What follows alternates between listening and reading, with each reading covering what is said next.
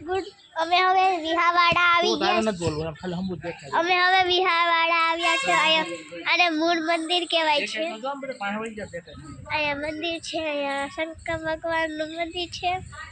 બે માતાજીના મંદિર છે ને અહીંયા દ્વારકાધીશનું મંદિર છે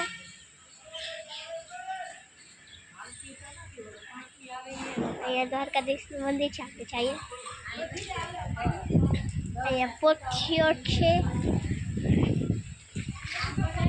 એક વાર તો હું દસ્તો કરી આવી છું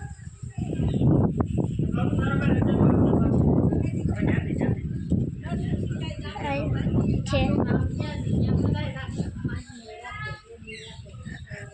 અહીંયા શિવલિંગ છે